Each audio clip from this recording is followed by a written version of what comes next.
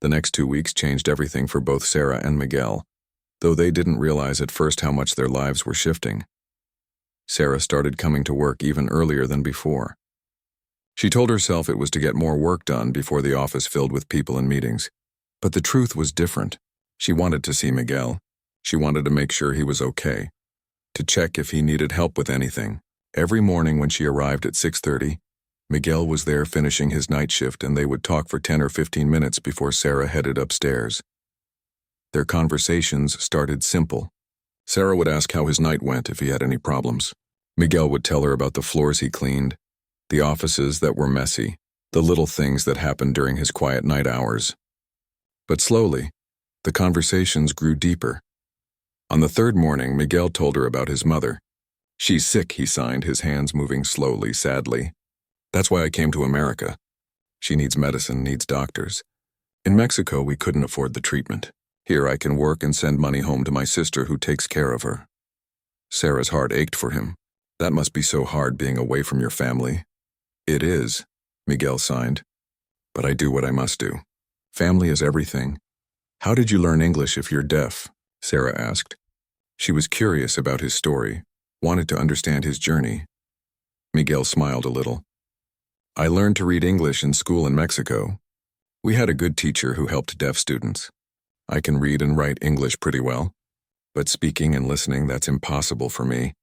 Here, most people don't want to write things down. They just talk louder, like that will help."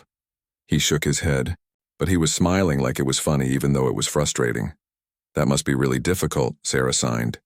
"The hardest part is that people think I'm stupid." Miguel signed, his smile fading.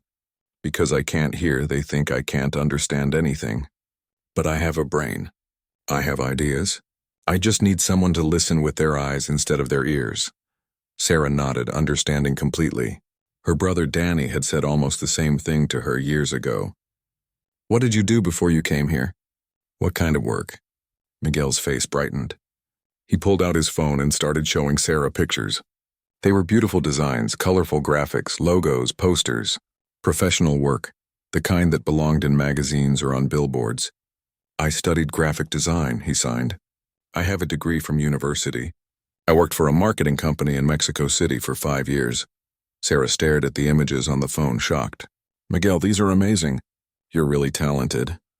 He shrugged, but she could see he was pleased. "Doesn't matter here. When I came to America, no one would hire me. My degree isn't recognized here. My English isn't good enough for interviews. And when they find out I'm deaf, they say the job requires too much communication, so I take what I can get. Cleaning pays the bills. It helps my mother. That's what matters." Sarah felt angry on his behalf. Here was a talented, educated man, and he was pushing a mop because the world wouldn't give him a chance. "Have you tried to get design work here?" "Many times," Miguel signed. "I send applications, my portfolio, everything. No one calls back.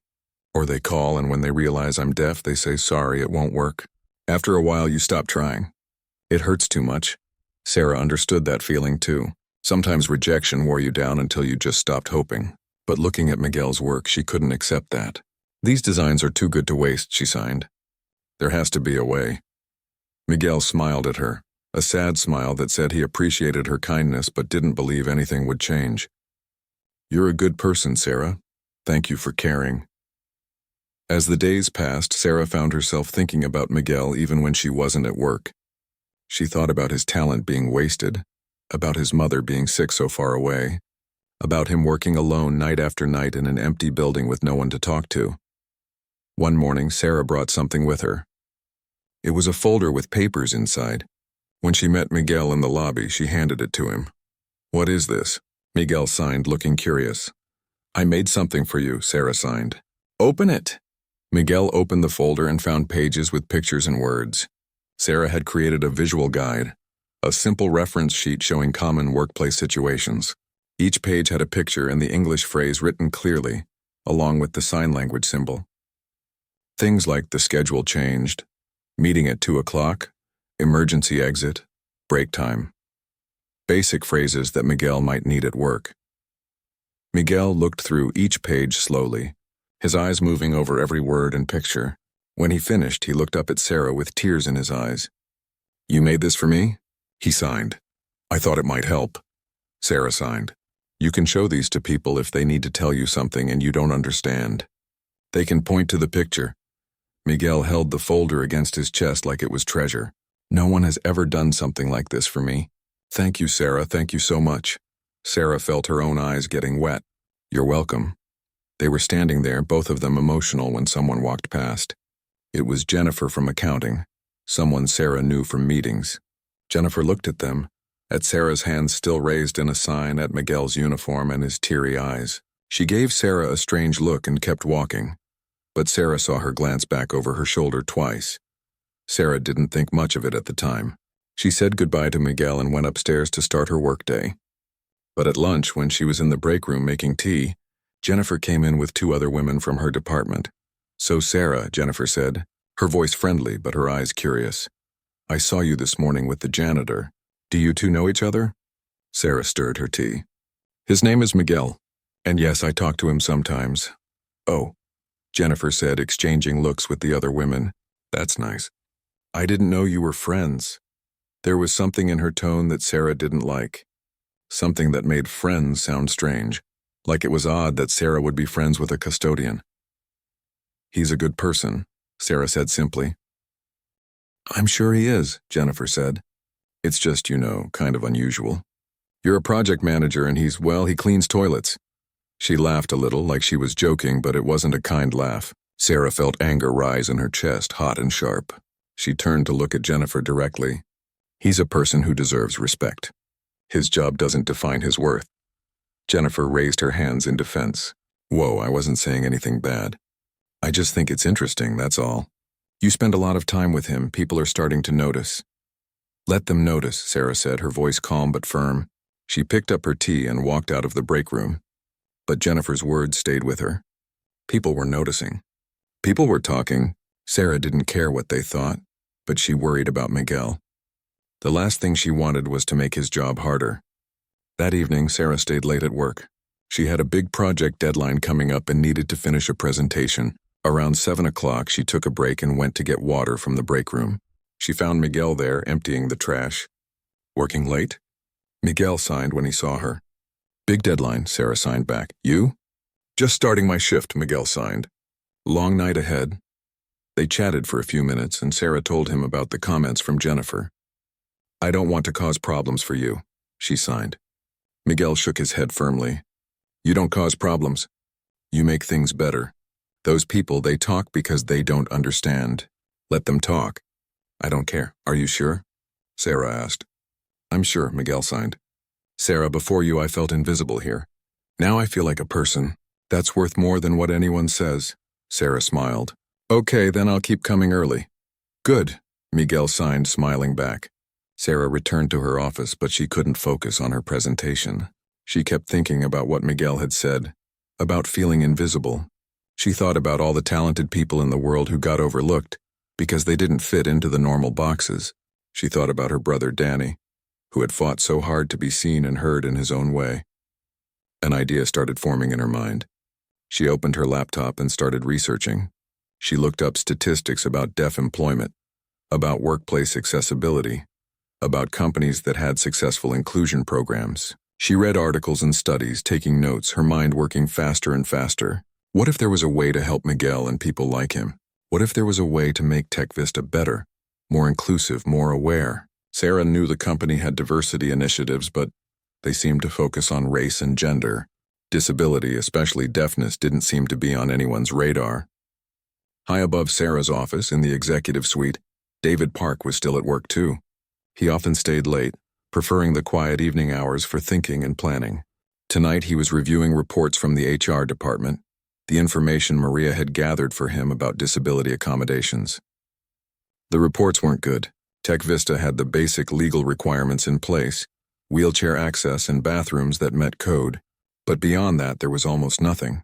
No programs for deaf employees, no training for staff on how to communicate with people who had different needs. No real system for inclusion.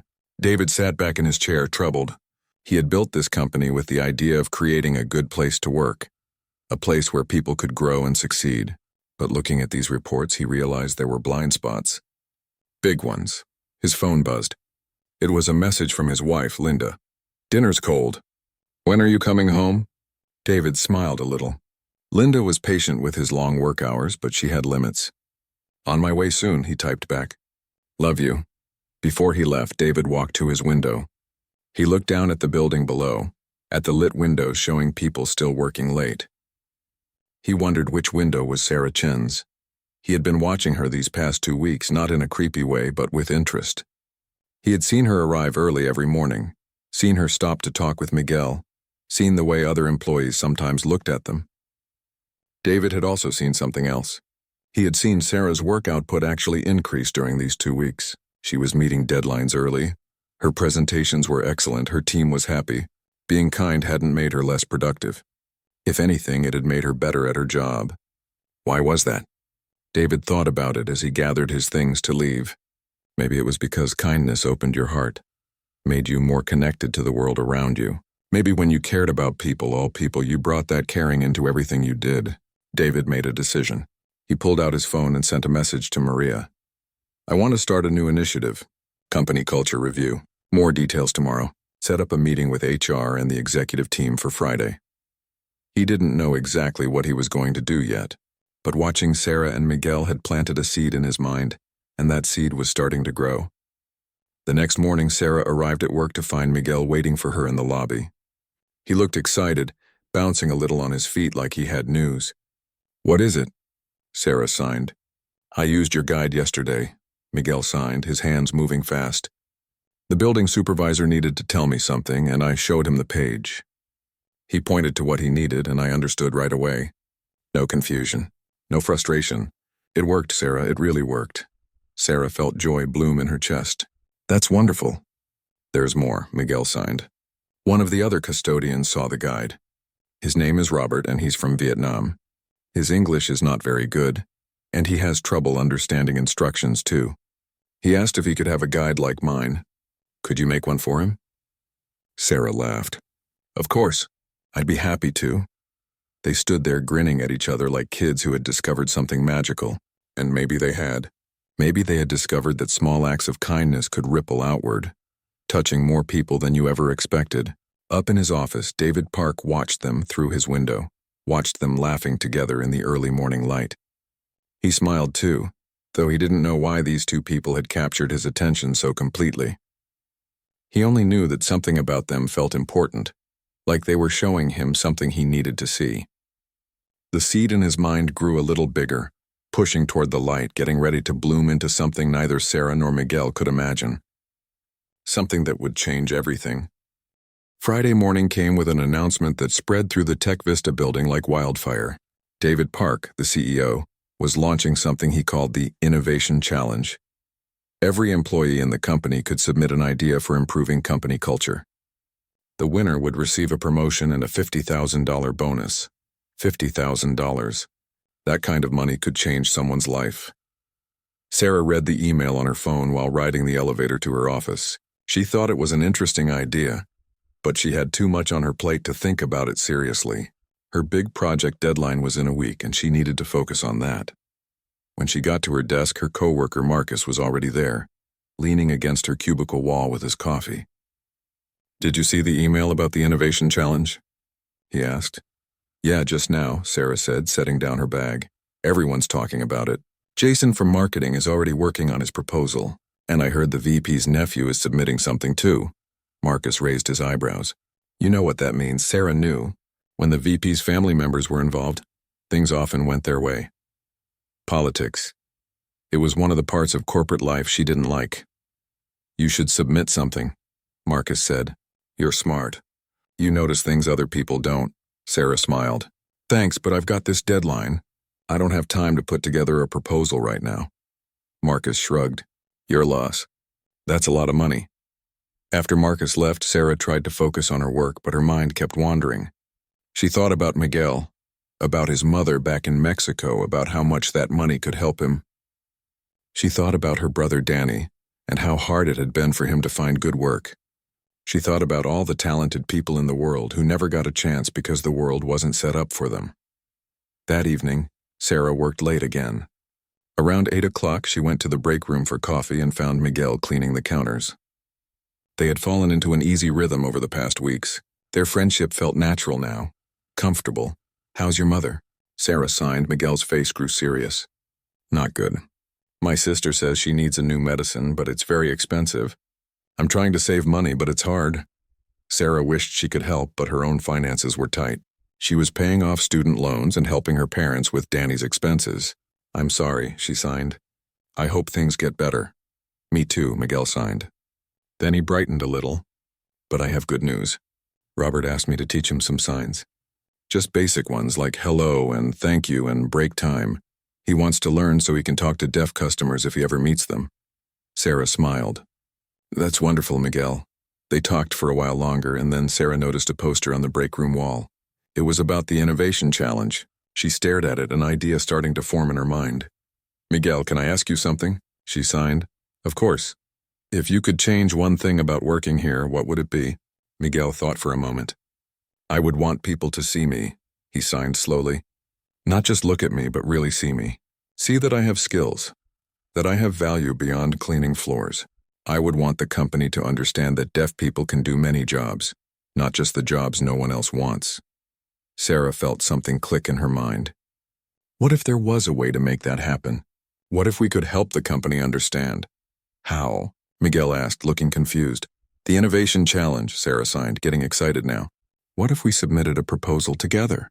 About making the company more accessible, more inclusive for deaf people and other people with disabilities." Miguel looked skeptical. "Sarah, I'm a custodian. They won't listen to me." "Then we make them listen," Sarah signed. "Your story, your experience, your ideas are powerful. And I can help put it into the language they understand, the business language. Together we could create something really good." Miguel was quiet for a long time. Sarah could see he was thinking, weighing the possibilities against the fear of disappointment. "You really think they would care?" He signed finally. "I don't know," Sarah signed honestly. "But isn't it worth trying? Even if we don't win, at least we'll have said something. At least we'll have tried." Miguel smiled slowly. "Okay, let's do it." They started that night, sitting in the break room with Sarah's laptop between them. Sarah had already done some research, so she showed Miguel the statistics she had found. Numbers about deaf unemployment, about how many talented people were overlooked, about companies that had succeeded by being more inclusive. Miguel contributed his own experiences, his perspective. He talked about the barriers he faced every day, the ways the world wasn't built for deaf people, the assumptions people made. Sarah typed notes as fast as she could, trying to capture everything. "We need to show them it's not just good morally, it's good for business," Sarah signed. "Companies with better diversity do better financially. They attract better talent. They understand their customers better. We need to make the business case," Miguel nodded, "and we need to show them it's not that hard. Small changes can make a big difference. Like your guide. That cost nothing to make, but it helped so much." They worked for 2 hours that first night. When they finally stopped, Sarah felt energized despite how late it was. This felt important. This felt like something that mattered. Over the next week, they met every evening after Sarah finished her regular work. They met in empty conference rooms, in the break room, wherever they could find space. Sarah would work on her project during the day, and then in the evenings, she and Miguel would work on their proposal. Miguel showed Sarah his graphic design skills, creating beautiful visuals for their presentation. He made infographics showing statistics, drawings showing how simple changes could help, mock-ups of what accessible communication tools could look like. His talent shone through every page. Sarah wrote the business case, the explanations, the implementation plan. She structured everything clearly, making sure it was professional and persuasive. Together, they created something neither of them could have made alone. But it wasn't easy. Sarah's manager, Tom, noticed she was staying late every night. One afternoon, he stopped by her desk. "Sarah, you're burning yourself out," he said. "I see you here until 9 or 10 every night." "What's going on?" Sarah hesitated. She didn't want to lie, but she also didn't want to explain about the Innovation Challenge. Not yet. "Just working on something personal," she said. Tom frowned. "Well, make sure it doesn't affect your real work. Your project deadline is in 3 days and it needs to be perfect." "It will be," Sarah promised. "I'm on track," and she was. Despite working on the proposal with Miguel every evening, Sarah made sure her regular work didn't suffer. She worked harder than ever, getting to the office earlier, using every spare moment efficiently. She was running on determination and coffee, but she was managing. The morning after one particularly late night, Sarah arrived at work to find something disturbing. Miguel was waiting for her in the lobby, but he looked upset. His face was tight with anger and hurt. What happened? Sarah signed immediately. Miguel pulled something from his pocket and showed her. It was a note handwritten on a piece of paper that had been left on his cleaning cart. Sarah read it and her blood went cold. Go back to your own country. We don't need deaf people here taking our jobs. Sarah felt sick. Miguel, I'm so sorry. This is horrible. It's not the first time. Miguel signed, his hands sharp and angry. Last week someone wrote dummy on my cart. I didn't tell you because I didn't want you to worry. But this is worse.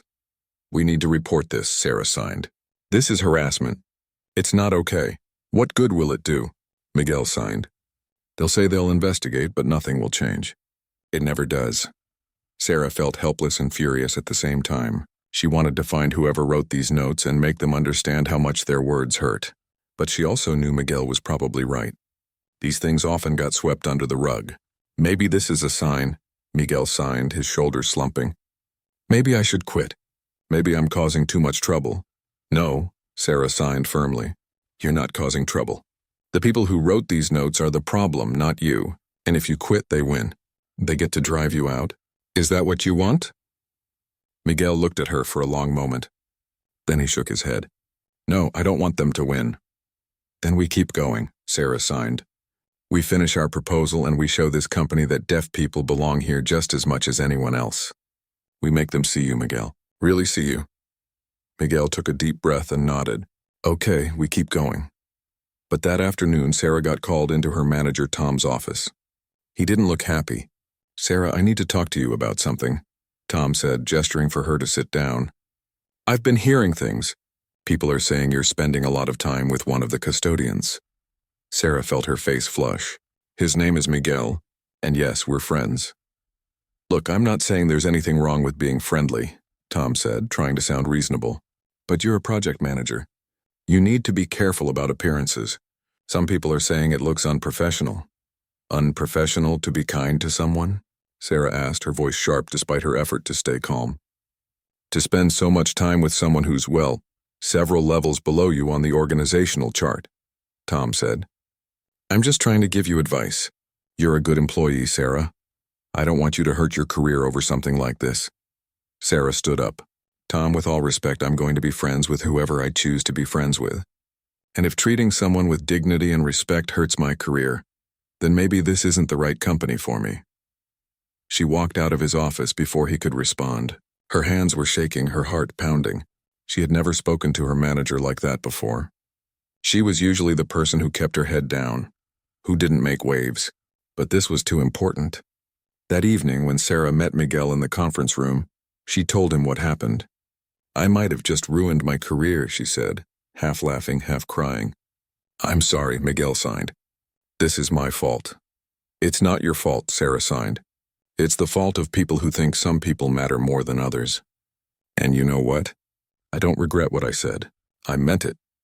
Miguel smiled at her, a real smile that reached his eyes. You're a good friend, Sarah, the best friend I've had in a long time. You're a good friend too, Sarah signed back. They kept working on their proposal. They had only 3 days left before the submission deadline. The pressure was enormous, but they pushed through.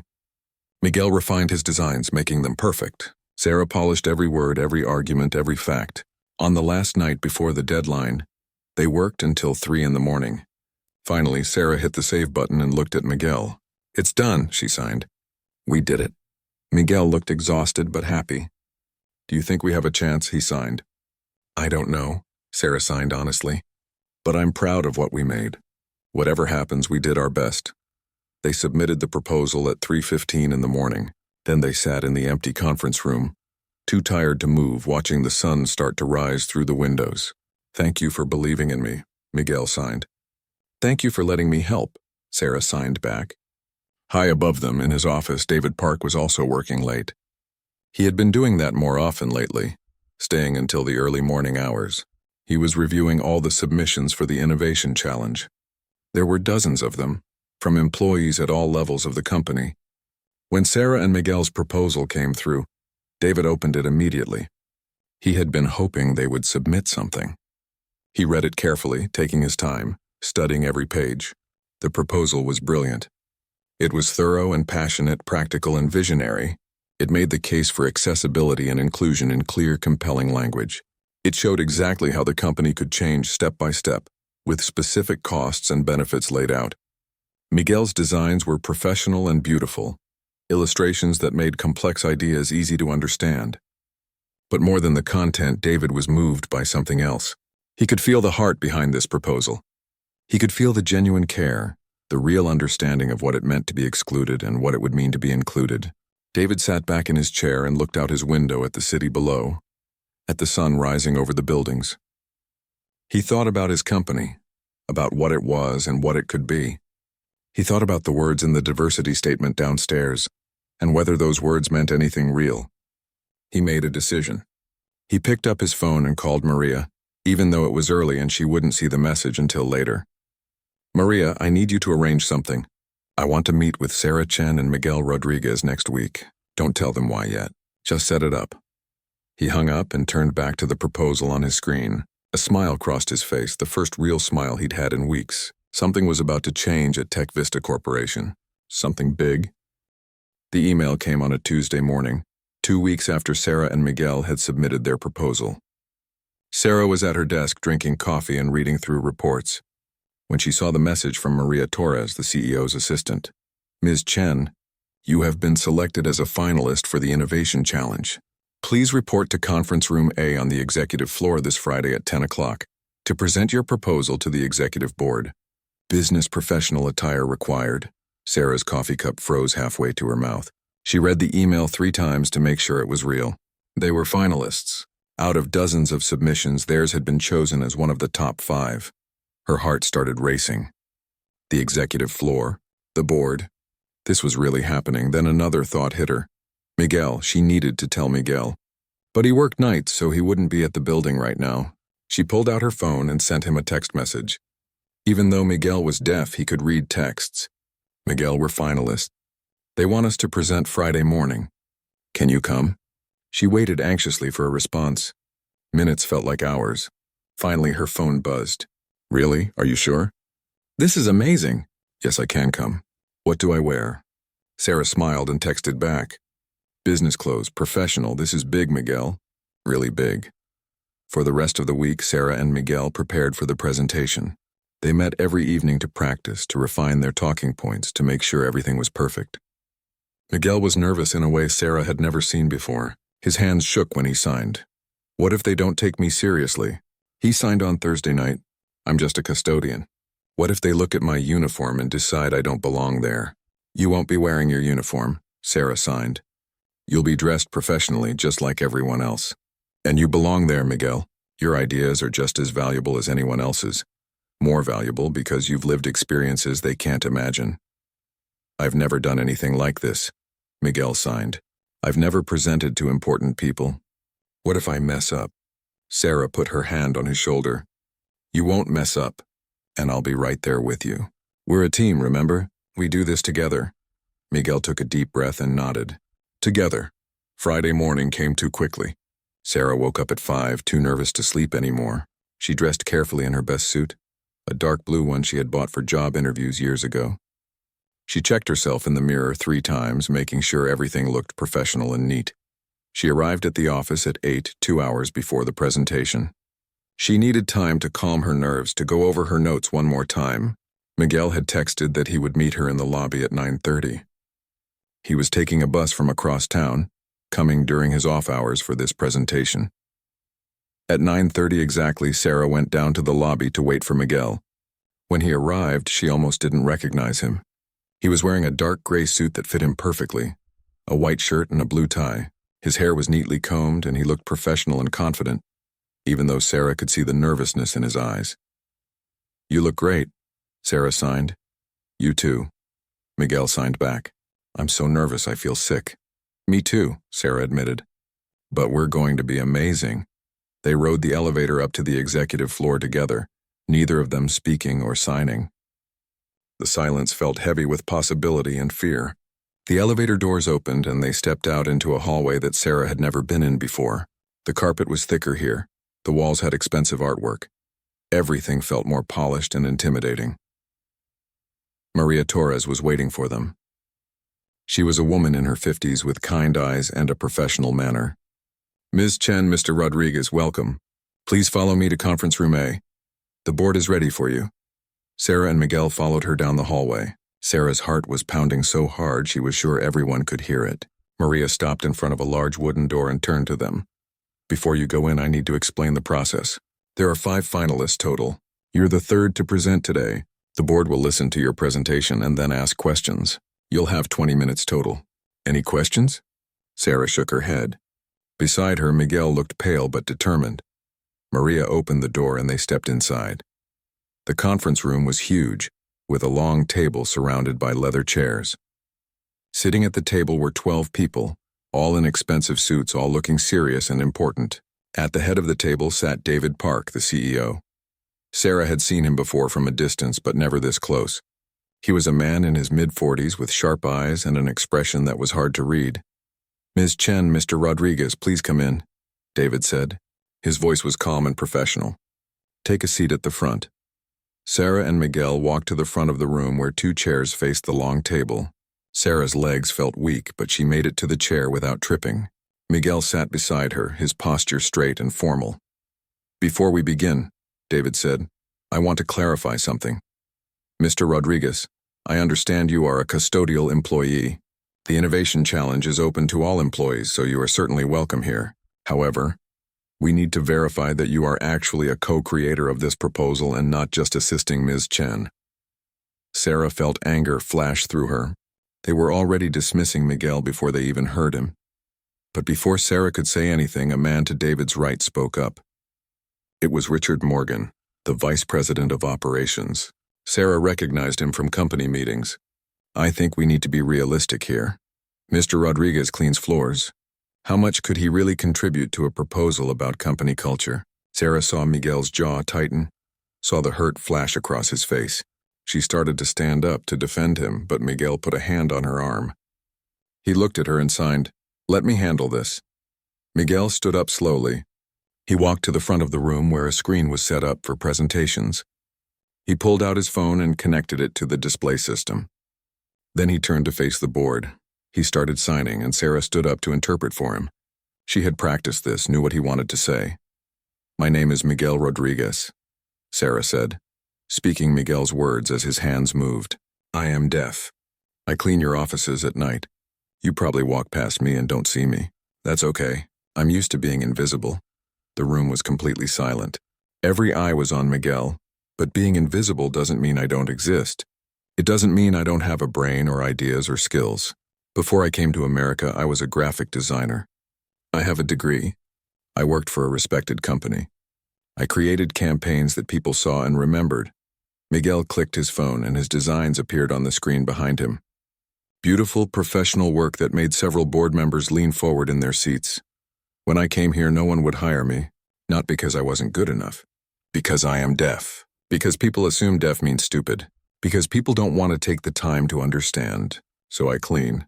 I take the job no one else wants because I have to eat. Because my mother is sick and needs medicine. Sarah's voice caught a little as she interpreted, feeling the emotion in Miguel's words. But every night, while I clean your offices, I see things. I see the posters about diversity and inclusion. I see the awards you've won for being a great place to work. And I wonder, who are those posters for? Who is included in your inclusion? Miguel clicked to the next slide, showing statistics about disability employment. There are millions of deaf people in America. Most of them are unemployed or underemployed. Not because they can't work, because the world doesn't make space for them. Your company talks about diversity, but you don't have programs for people like me. You don't have communication tools. You don't train your employees on accessibility. Your beautiful words are just that. Words. Richard Morgan shifted uncomfortably in his seat. Sarah Chen saw me. She was the first person in 3 months who treated me like a human being. She took time to communicate with me, to understand me, to see my value. That's not because Sarah is special. That's because Sarah cares. The question is, does your company care? Or are we just decoration? Just numbers on a diversity report? Miguel paused, letting the question hang in the air. Then he clicked to the next slide, which showed their proposal title, Building True Inclusion, a Roadmap for Accessibility. This proposal isn't charity. It's not about feeling good. It's about business. It's about being better than your competitors. It's about reaching markets you're ignoring. It's about finding talent you're wasting. And yes, it's about being the company you say you are. Miguel sat down, his hands finally still. Sarah sat down beside him, her heart pounding. The room was absolutely silent. David Park broke the silence. Thank you, Mr. Rodriguez. That was powerful. Ms. Chen, would you like to present the specifics of your proposal? Sarah stood up, her notes in her hand. But suddenly the notes didn't seem important. Miguel had said what needed to be said. She just needed to show them how to do it. Our proposal has 3 main parts, Sarah said, clicking through their slides. First, immediate changes that cost almost nothing. Communication tools, visual guides, basic training for staff on working with deaf colleagues. These can be implemented in weeks. She showed examples of the guides she had made for Miguel, explained how simple they were to create. Second, medium-term changes. Hiring an accessibility coordinator, creating partnerships with organizations that serve the deaf community, implementing technology solutions like video relay services. These require investment but pay for themselves through improved employee satisfaction and reduced turnover. She showed statistics about how inclusive companies performed better financially. Third, long-term transformation. Actively recruiting deaf employees and employees with other disabilities, creating career development programs specifically designed to help these employees advance, making accessibility part of your company culture, not just an add-on. Sarah clicked to their final slide, which showed a 5-year timeline with specific milestones and projected costs.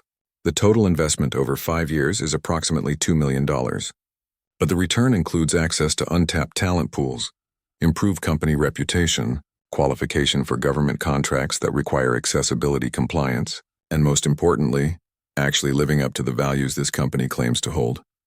Sarah sat down. She had said everything she needed to say. Now it was up to the board. David Park looked down the table at his executives. Questions? Richard Morgan spoke first. This is all very emotional, he said, but let's be practical. We're a tech company. We need employees who can communicate quickly and efficiently. How can someone who's deaf keep up with the pace of our work? Sarah felt anger rising again, but Miguel put his hand up. He signed, and Sarah interpreted. I worked in a tech company in Mexico, Miguel said through Sarah. I kept up just fine. Deaf people use email, instant messaging, video calls with captions. Many deaf people are better at written communication than hearing people.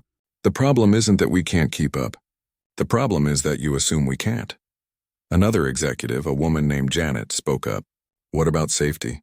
If there's a fire alarm, how would a deaf employee know to evacuate? Visual alarms, Sarah said. Flashing lights. They're already required by law in public buildings. You probably have them and don't even notice them. Technology exists for everything you're worried about. The question isn't whether it can be done. It's whether you care enough to do it. The questions continued for another 10 minutes. Some were skeptical, some were genuinely curious. Through it all, Sarah and Miguel answered together, a team presenting a unified vision. Finally, David Park held up his hand. I think we've heard enough. Ms. Chen, Mr. Rodriguez, thank you for your presentation. We'll make our decision by the end of the day and notify all finalists. You're dismissed. Sarah and Miguel stood up and walked out of the conference room. Neither of them spoke until they were in the elevator heading back down. What do you think? Miguel signed. I don't know, Sarah signed honestly. I think we did well, but I don't know if it was enough. They rode down to the lobby in silence. When the doors opened, Miguel turned to Sarah. Whatever happens, thank you, he signed. No one has ever stood up for me like that. No one has ever believed in me like you do. Sarah felt tears in her eyes. You stood up for yourself in there. You were amazing. Miguel smiled, then checked his watch. I need to go. My shift starts in a few hours, and I should try to sleep first. Okay. I'll text you when I hear something. They said goodbye, and Sarah watched Miguel leave through the glass doors. Then she walked to the elevator to go back to her desk. She felt drained, emotionally exhausted, but also proud. They had given it everything they had. Back in the conference room, the executives were talking among themselves. Some were impressed, others skeptical. Richard Morgan was particularly vocal about his doubts. It's too expensive, he said, and too much risk. We'd be hiring people who might not be able to do the job. Did you hear nothing that man said? Janet shot back. He's overqualified for his current position. We're the ones who failed him, not the other way around. David Park sat at the head of the table listening to the debate but not participating. He was thinking about something else, something none of his executives knew about. Finally, he stood up. I'd like to share something with you, he said. Something personal. The room went quiet. 5 years ago, my wife and I had a daughter. Her name is Emma. She was born deaf. Shocked faces looked back at him. None of them had known this. For 5 years, I've been watching Emma grow up, wondering what kind of world she'll face. Will she have opportunities? Will people see her potential, or will they just see her disability? Will she be able to have a career, a life, full of possibility? David's voice was steady but emotional. When I watched Sarah Chen stop to sign with Miguel Rodriguez in our lobby 2 months ago, I saw something that gave me hope. I saw someone choosing to see another person's humanity. I've been watching them since then, watching their friendship, watching how Sarah's kindness opened doors for Miguel. He looked around the table. This proposal isn't about charity. Mr. Rodriguez was right about that. It's about being the company we claim to be. It's about preparing this company for my daughter's generation. And it's about recognizing that we've been wasting talent and potential because we're too lazy or too scared to do things differently. Richard Morgan shifted in his seat, but said nothing. I don't want to wait until end of day, David continued. I'm making my decision now. Sarah Chen and Miguel Rodriguez are the winners of the Innovation Challenge, but there's more. David pressed a button on the table and Maria Torres entered the room. Maria, please bring Sarah Chen and Miguel Rodriguez back up here. Tell them the CEO wants to see them immediately. Maria nodded and left. David turned back to his board. We're going to do more than just give them an award. We're going to change this company, and they're going to help us do it. 10 minutes later, Sarah's phone rang. It was Maria Torres. Ms. Chen, Mr. Park would like to see you and Mr. Rodriguez in his office immediately. Can you come back up? Sarah's hands started shaking. Is everything okay? Just please come up. Mr. Rodriguez is on his way back to the building now. Sarah met Miguel in the lobby 20 minutes later. He had rushed back, still in his suit, looking worried. What's happening? He signed. Did we do something wrong? I don't know, Sarah signed. Let's find out. They rode the elevator back up together, both of them silent and nervous. When they reached David Park's office, Maria was waiting outside the door. Go right in, she said, smiling in a way that made Sarah think maybe this wasn't bad news after all. David Park's office was even more impressive than the conference room. Large windows overlooked the city, and the furniture was expensive and tasteful. David stood by the window, then turned when they entered. Please, sit down, he said, gesturing to the chairs in front of his desk. Sarah and Miguel sat, both of them tense. David sat down across from them and leaned forward. I want to start by telling you both something. I've been watching you for the past 2 months. Sarah's eyes widened. Watching us? Not in a creepy way, David said with a small smile. But I saw your first interaction in the lobby. I saw Sarah stop to help Miguel when everyone else walked past. And I kept watching because what I saw made me question things about my company, about myself. He paused, looking at both of them. I have a 5-year-old daughter. She's deaf. I've spent 5 years wondering what kind of world she's going to grow up in, what kind of opportunities she'll have. When I watched you two, I realized I was asking the wrong question. The question isn't what kind of world will she face. The question is, what kind of world am I building for her? Sarah felt tears spring to her eyes. Miguel's face showed shock and understanding. Your proposal showed me that my company isn't ready for my daughter. We have beautiful words about inclusion, but we don't live up to them. That changes now. David stood up and walked around his desk. You are both winners of the Innovation Challenge. Congratulations. But I'm not just giving you a prize.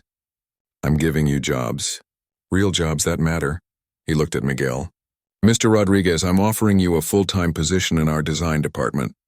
Full benefits, salary that reflects your education and experience, and the accommodations you need to succeed. I've seen your portfolio. You're talented, and we'd be lucky to have you. Miguel's hands went to his face. He was crying silently, his shoulders shaking. David turned to Sarah. Ms. Chen, I'm creating a new position, Director of Inclusion and Culture. You'll lead the implementation of your proposal. You'll have a team, a budget, and the authority to make real changes. It's a big job, but I believe you can do it. Sarah couldn't speak. She just nodded, tears running down her face. 3 months had passed since that life-changing meeting in David Park's office, and the transformation at Tech Vista Corporation was already visible to anyone who looked. Sarah stood in her new office on the 8th floor, looking out the window at the city below. Her office. She still couldn't believe it sometimes. The nameplate on her door read Sarah Chen, Director of Inclusion and Culture. Every time she saw it, she felt a mixture of pride and responsibility that made her chest tight. Her office was smaller than the executive ones, but perfect for her needs. One wall was covered with a large whiteboard where she mapped out initiatives and timelines. Another wall had photos and progress reports, visual evidence of the changes happening throughout the company. And on her desk sat a framed picture of her and Miguel on their first official day in their new positions, both of them grinning like kids on Christmas morning. Miguel's office was 3 floors down in the design department. Sarah had visited it yesterday and found him deep in work on a new campaign for one of the company's major products. His talent had quickly made him one of the most valuable members of the design team. His unique visual perspective, the way he thought about communication without relying on sound, gave his work an edge that others couldn't match. But the changes went far beyond just Sarah and Miguel's new jobs. The real transformation was happening throughout the entire company, rippling outward in ways neither of them had imagined. The first big change had been the ASL classes. Sarah had partnered with a local deaf services organization to bring in instructors, and the response had been overwhelming. What they thought might attract 20 or 30 interested employees had instead drawn over 200 people. The classes were held twice a week, beginners in one session and intermediate learners in another. Sarah walked down to the training room where today's class was happening. Through the glass wall, she could see about 40 employees sitting in rows, their hands moving as they practiced signs. The instructor, a deaf woman named Patricia who Miguel had recommended, stood at the front demonstrating. Among the students, Sarah spotted people from every department. Marcus from her old project management team was there, concentrating hard as he practiced the sign for meeting. Jennifer from accounting, the woman who had made snide comments about Sarah's friendship with Miguel, was also there. Sarah had been surprised when Jennifer signed up for the class, but even more surprised when Jennifer had approached her last week to apologize. "I was ignorant," Jennifer had said, her face showing genuine regret.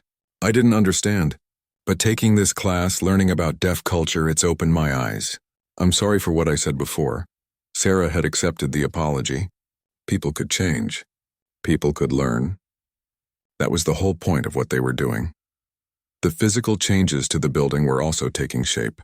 Visual alarm systems had been installed throughout all 20 floors, lights that would flash in case of emergency. Video relay service equipment had been set up in conference rooms, allowing deaf employees to make phone calls through sign language interpreters. Every meeting room now had automatic captioning systems that displayed spoken words as text on screens. But perhaps the most visible change was in the lobby. Where there used to be only the standard company directory, there was now a large digital display. On one side, it showed company announcements in English. On the other side, the same announcements appeared in sign language, with a video of someone signing the message. Miguel had designed the whole system, making it beautiful and functional at the same time. Sarah's phone buzzed. It was a text from Miguel. "Come down to the cafeteria when you can. Something you need to see." Sarah smiled and headed to the elevator. When she reached the cafeteria on the 3rd floor, she found a crowd gathered near the coffee station. She pushed through gently and saw what everyone was watching. Miguel stood at a table with Robert, the custodian from Vietnam who had asked for a communication guide months ago. Robert was showing Miguel something on his phone, and they were communicating through a translation app. But what made Sarah's heart swell was seeing 3 other employees standing with them, trying to help. One employee was using basic signs she had learned in the ASL class. Another was writing notes on a napkin. They were all working together, making sure Robert understood. This was it. This was what Sarah had hoped for. Not just programs and policies, but a real shift in how people treated each other. A culture where everyone tried to communicate, where everyone made an effort to understand. Miguel saw Sarah and waved her over. "Robert wants to show us something," he signed. "He's been taking English classes at night and wants to practice." Robert looked nervous but excited. He held up his phone, which had a translation app open. Slowly, carefully, he spoke in English. "Thank you for help. I learn better now. You make me feel welcome." His accent was thick and some words were hard to understand, but his meaning was crystal clear. Sarah felt tears spring to her eyes. Again. She had cried more in the past 3 months than in the past 3 years. Happy tears, proud tears, grateful tears. "You're welcome, Robert," Sarah said clearly, knowing he could read her lips. She gave him a thumbs up and he smiled broadly. That afternoon, Sarah had a meeting with David Park. They met once a week now to discuss progress and challenges. Sarah had been nervous about these meetings at first, intimidated by sitting across from the CEO. But David had a way of making her feel comfortable, treating her like a valued partner rather than just an employee. "How are the accommodation requests coming?" David asked, looking at the report Sarah had prepared. "We've had 12 formal requests so far," Sarah said. 3 from deaf employees we've hired in the past 2 months, 4 from employees with visual impairments, 3 from employees with mobility issues, and 2 from employees with cognitive disabilities. We've been able to accommodate all of them." "That's excellent," David said. "And the recruitment efforts?" "Going well. We've partnered with 5 organizations that work with people with disabilities. We've attended 3 job fairs specifically for deaf job seekers. We have a pipeline of qualified candidates for several departments." Sarah pulled up a slide on her laptop. "But I want to talk about something bigger. I've been contacted by 3 other companies in this building. They've seen what we're doing, and they want to implement similar programs. I think we have an opportunity to create a model that other companies can follow." David leaned back in his chair, a smile playing at his lips. "That's ambitious, I like it. What do you need from me?" "Permission to develop a consulting arm," Sarah said. "We could help other companies become more accessible. It would generate revenue, spread our impact, and position TechVista as a leader in inclusion." "Write up a proposal," David said. "I want to see the business case. But yes, I'm interested."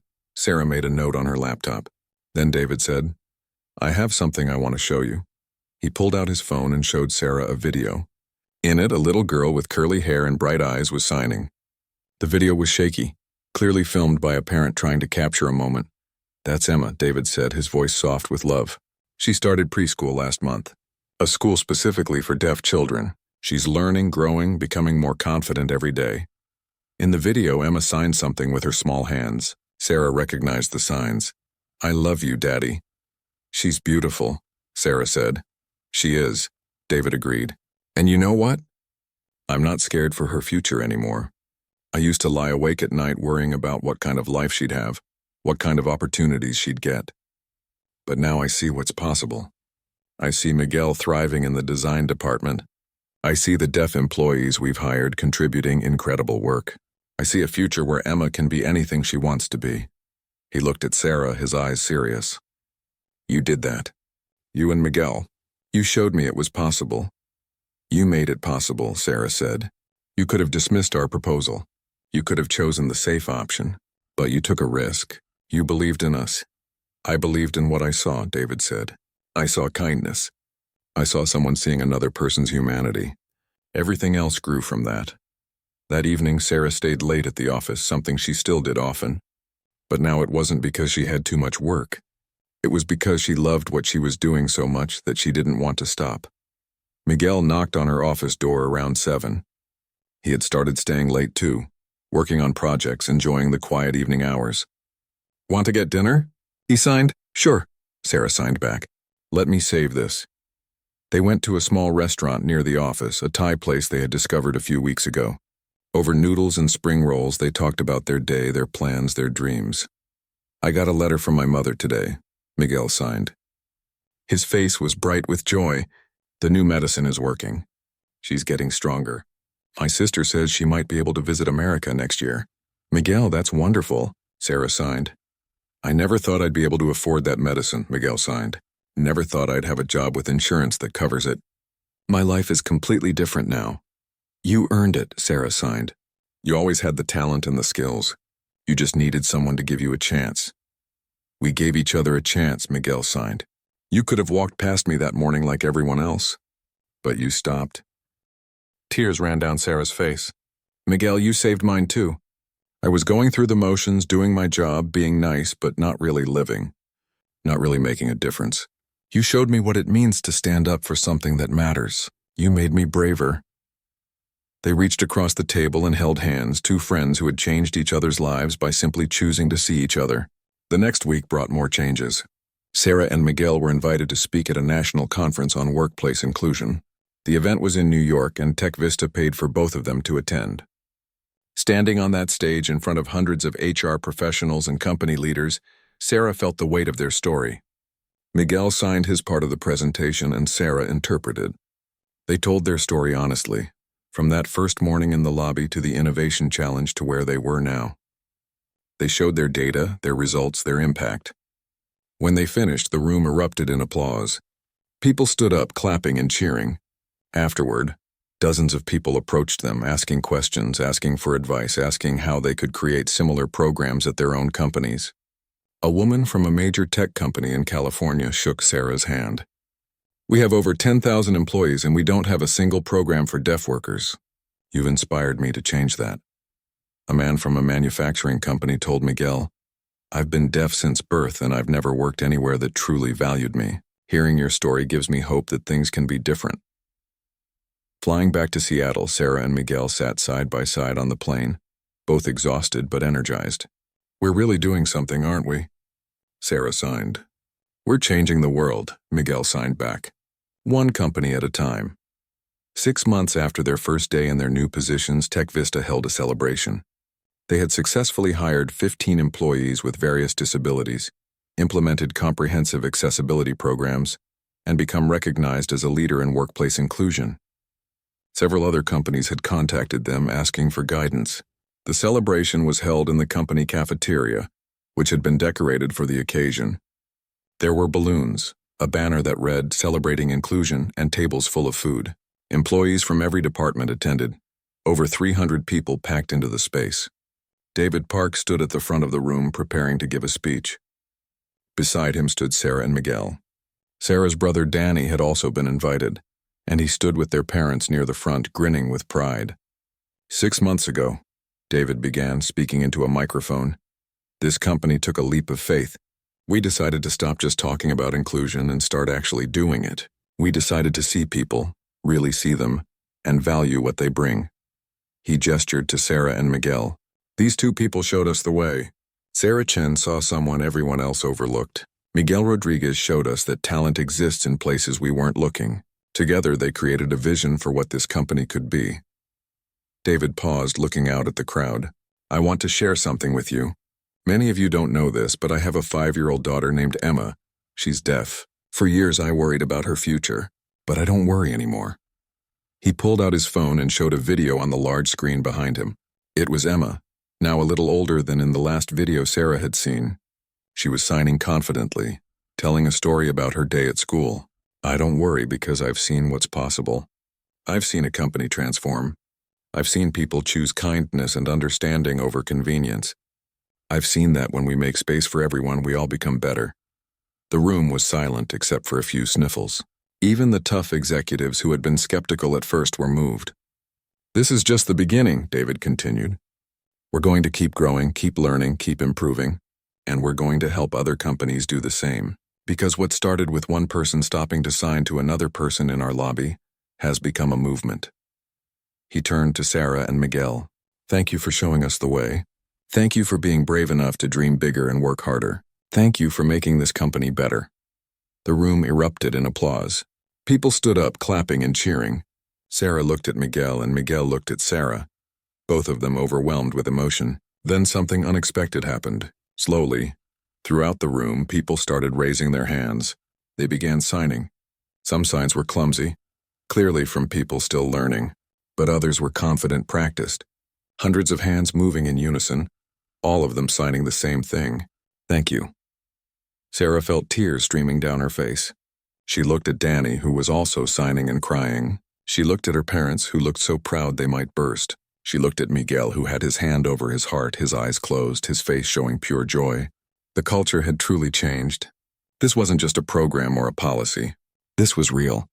This was a community of people who had chosen to see each other, to value each other, to make space for everyone. Later that night, after the celebration had ended and most people had gone home, Sarah and Miguel stood in the lobby of Tech Vista.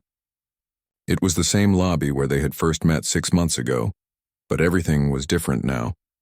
"You know what I realized today?" Sarah signed. "What?" Miguel signed back. "That morning when I signed to you, I thought I was helping you. But really, you were helping me. You gave my life purpose. You showed me what really matters." "We helped each other," Miguel signed. "That's what friends do." They stood there for a moment, looking around the lobby. The new digital display was showing messages in both English and sign language. The walls had photos of employees, including several deaf employees, all of them smiling and engaged. Everything was accessible, welcoming, inclusive. "Do you remember what you said that first morning?" Sarah signed. "You said most people don't see you." "I remember," Miguel signed. "Do you still feel invisible?"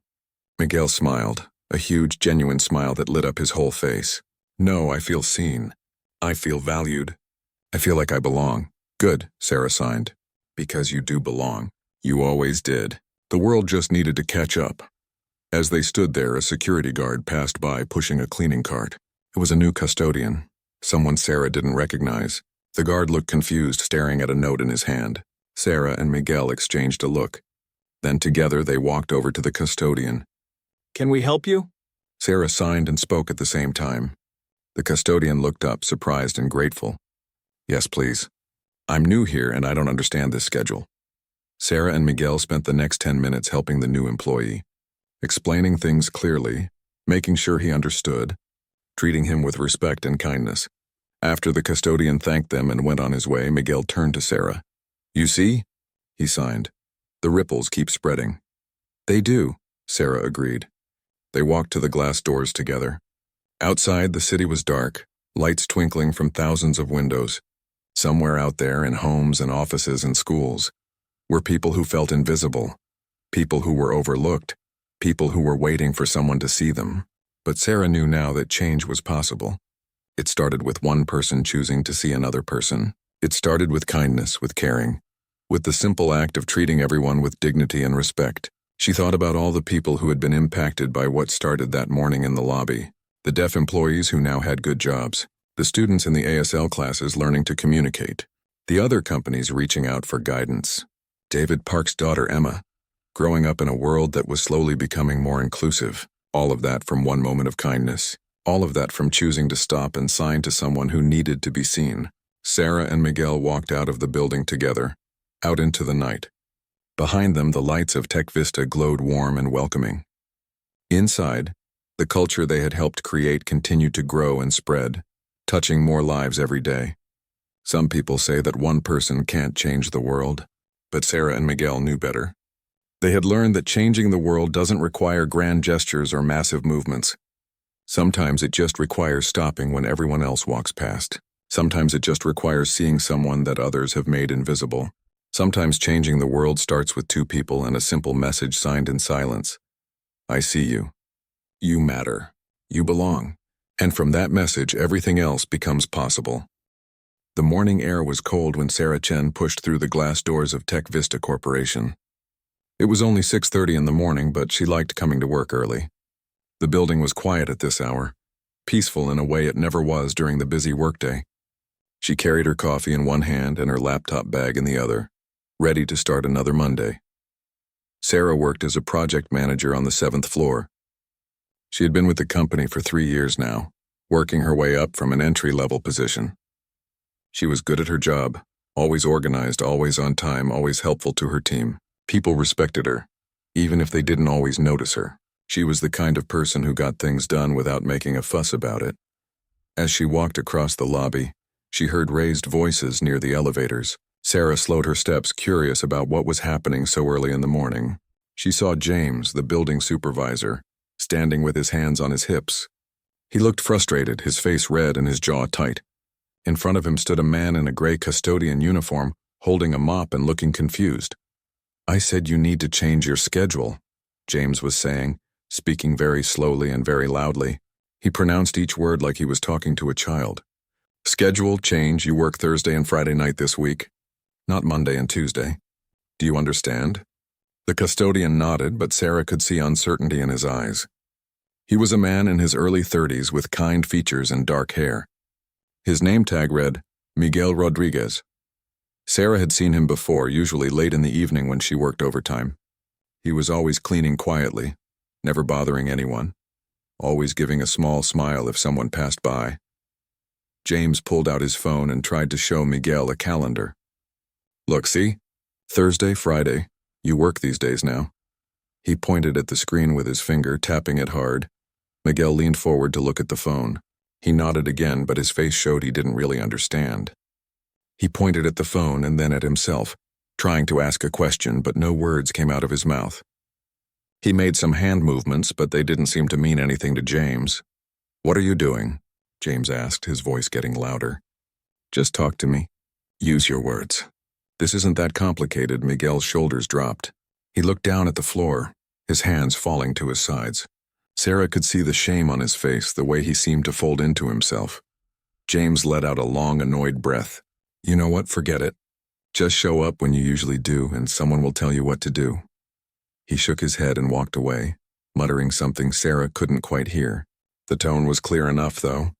He was angry and didn't want to deal with this anymore. Miguel stood there alone in the middle of the lobby, still holding his mop.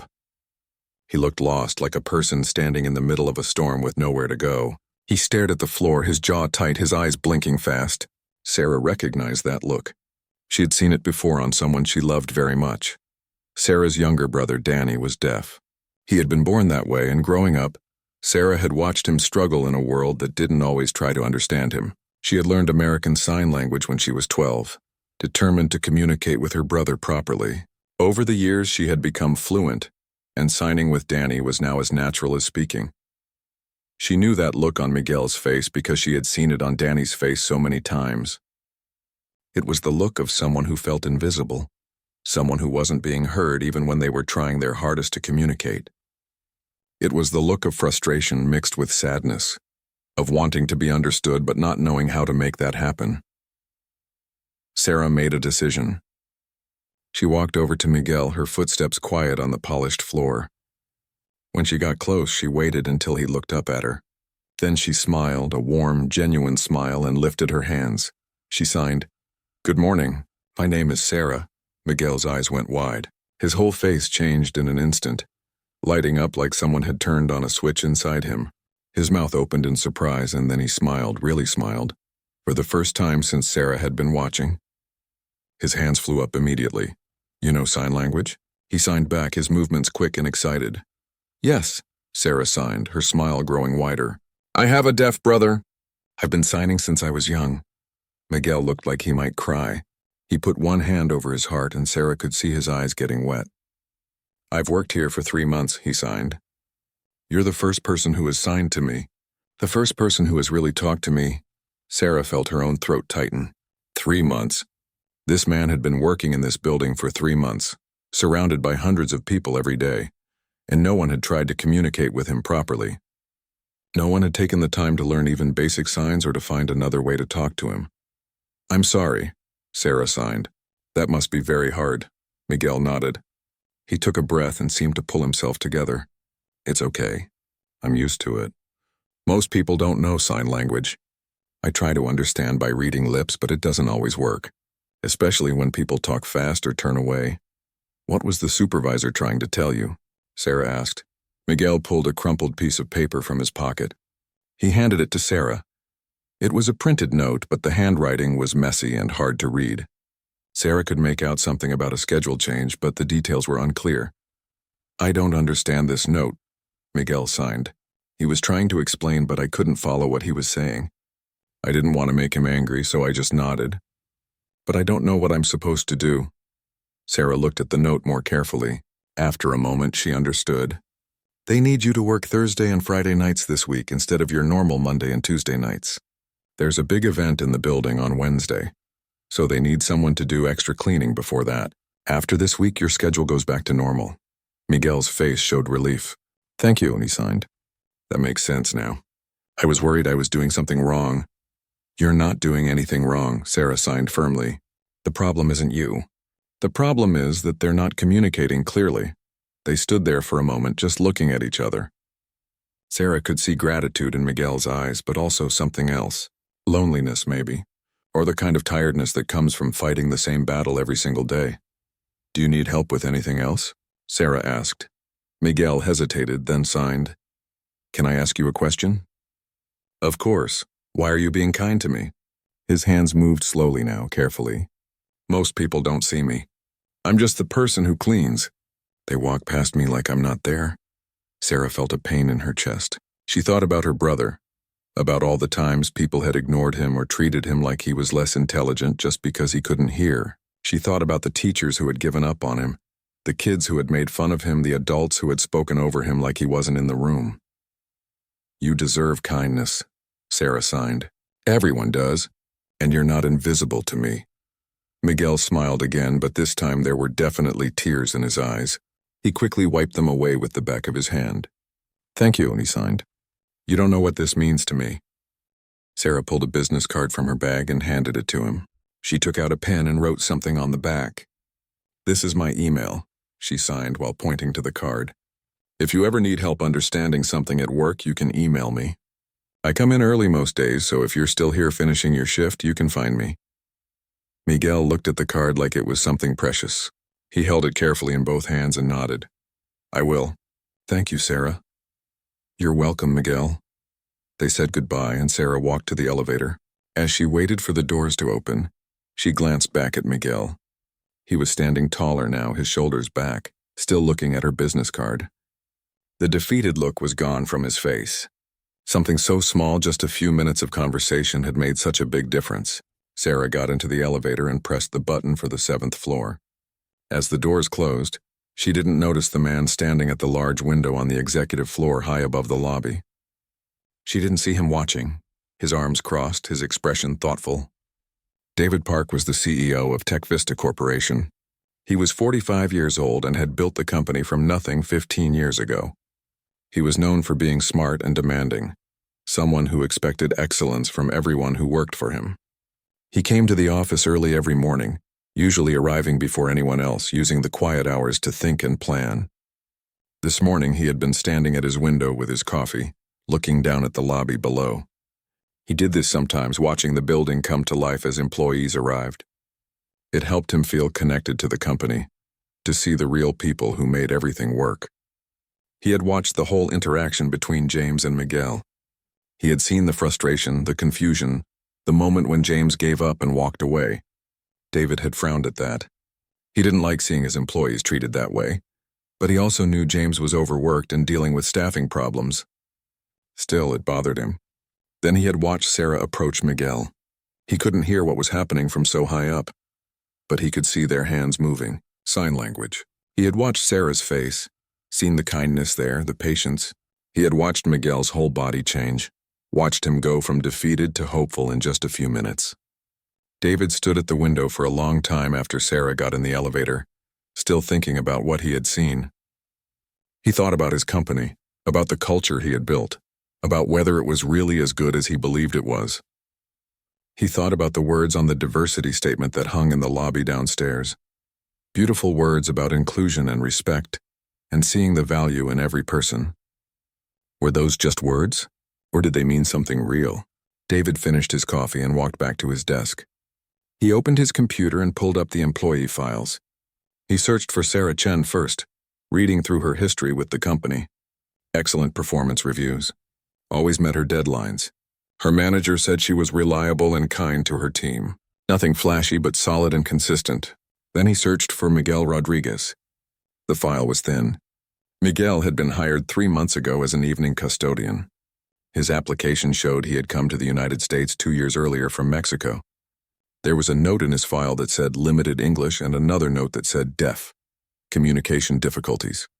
That was it. Nothing about his background, his education, his skills, just those 2 small notes that labeled him as difficult. David sat back in his chair. Something about this bothered him, though he couldn't quite put his finger on what it was.